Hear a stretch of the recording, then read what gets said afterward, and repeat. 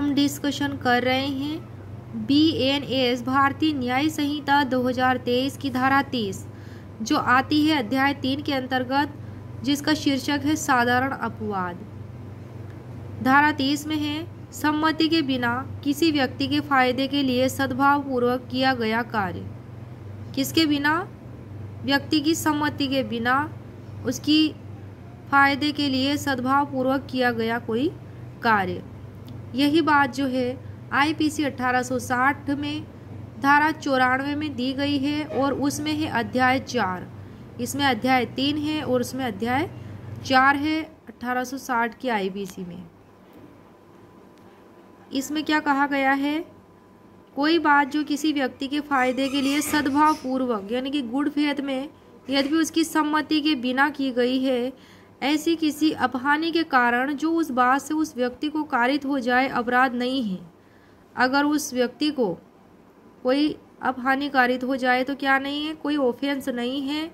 यदि परिस्थितियां ऐसी हो कि उस व्यक्ति के लिए असंभव हो, इम्पॉसिबल हो कि वह अपनी सम्मति प्रकट करे, अपनी कोई कंसेंट प्रकट करे, या वह व्यक्ति सम्मति देने के लिए असमर्थ हो और उसका कोई संरक्षक या उसका विधिपूर्ण भार साधक कोई दूसरा व्यक्ति न हो जिससे ऐसे समय पर सम्मति अभिप्राप्त करना संभव हो कि वह बात फायदे के साथ की जा सके।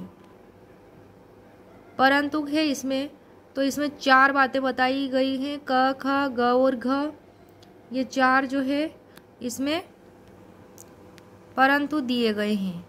क में है इस अपवाद का विस्तार साक्ष्य मृत्यु कारित करने या मृत्यु कारित करने का प्रयत्न करने पर न होगा। किसका? इस अपवाद का विस्तार कहाँ नहीं होगा? अगर साक्ष्य मृत्यु कारित करने या मृत्यु कारित करने का प्रयत्न है, वहाँ पर क्या होगा?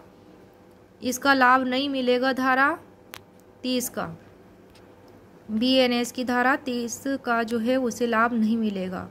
नेक्स्ट है ख, इस अपवाद का विस्तार मृत्यु या घोर उपत्ति के निवारण के या किसी घोर रोग या अंग शैथिल्य से मुक्त करने के प्रयोजन से भिन्न किसी प्रयोजन के लिए किसी ऐसी बात करने पर न होगा जिसे करने वाला व्यक्ति जानता हो कि उससे मृत्यु कारित होना संभाव्य है।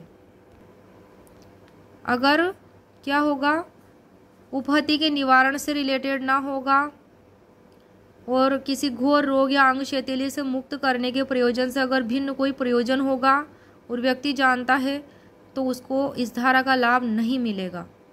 IPC के अंतर्गत 1860 वाली IPC के अंतर्गत धारा 92 और BNS की धारा 30 का लाभ उसे नहीं मिलेगा। नेक्स्ट है ग, इस अपवाद का विस्तार मृत्यु या उपहति के निवारण के प्रयोजन से भिन्न किसी प्रयोजन के लिए स्वेच्छा उपहति कारित करने या उपहति कारित करने का प्रयत्न करने पर नहीं होगा। अगर वह किसी व्यक्ति को स्वेच्छा हर्ट कर रहा है या फिर ऐसी हर्ट करने का प्रयत्न कर रहा है, वहाँ पर इसका लाभ नहीं मिलेगा। घ में है इस अपवाद का विस्तार किसी ऐसे अपराध के दुष्प्रेरण पर नहीं होगा जिस अपराध के किए जाने पर इसका विस्तार नहीं है। दृष्टांत है इसमें, तो इसमें 4 दृष्टांत दिए गए हैं। पहला दृष्टांत है कि यह अपने घोड़े से गिर गया और मूर्छित हो गया। कौन गिर गया? यह।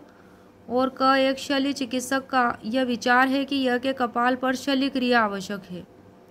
क, यह की मृत्यु कारित करने का आशय न रखते हुए किंतु सद्भाव पूर्वक यह के फायदे के लिए यह के स्वयं किसी निर्णय पर पहुंचने की शक्ति प्राप्त करने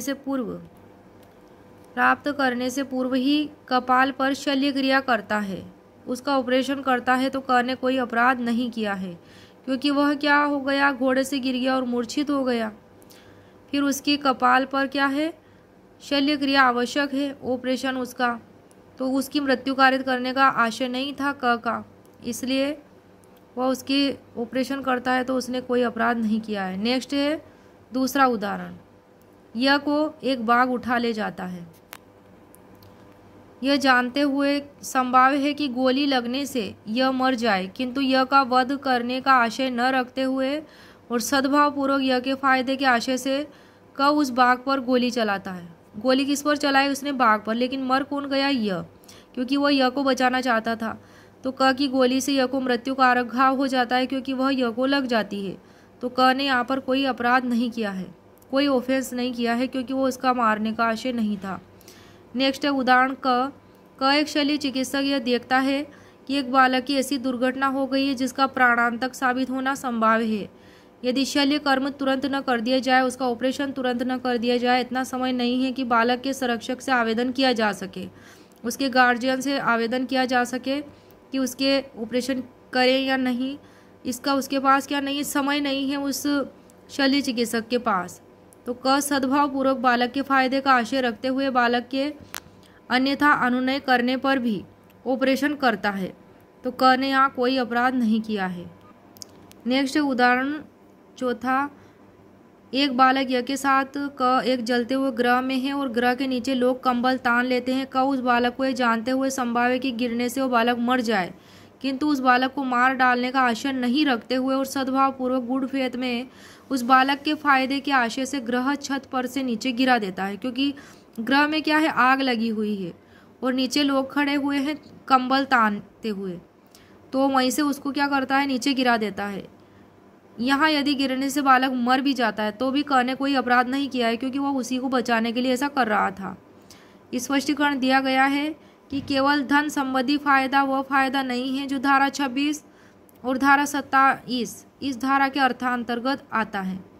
धन संबंधी फायदा वह फायदा नहीं है जो धारा 26 और 27 इस धारा के अंतर्गत आता है।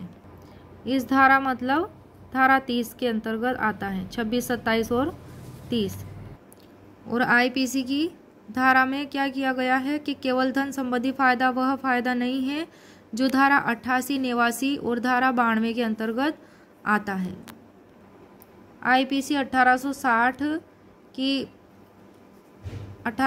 की धारा 88 है, किसी व्यक्ति के फायदे से सम्मति से सद्भाव पूर्वक किया गया कार्य जिसे मृत्यु कारित करने का आशय नहीं, यह आएगा। 89 में संरक्षक द्वारा उसकी सम्मति से शिशु या उन्मत्त व्यक्ति के फायदे के लिए सद्भाव पूर्वक किया गया कार्य आएगा। और धारा 92 में सम्मति के बिना किसी व्यक्ति के फायदे के लिए सद्भाव पूर्वक किया गया कार्य आएगा। और बीएनएस की धारा जो है, बीएनएस 2023 की धारा 26 में क्या है, किसी व्यक्ति के फायदे के लिए सम्मति से सद्भाव पूर्वक किया गया कार्य जिससे मृत्यु कारित करने का आशय नहीं है।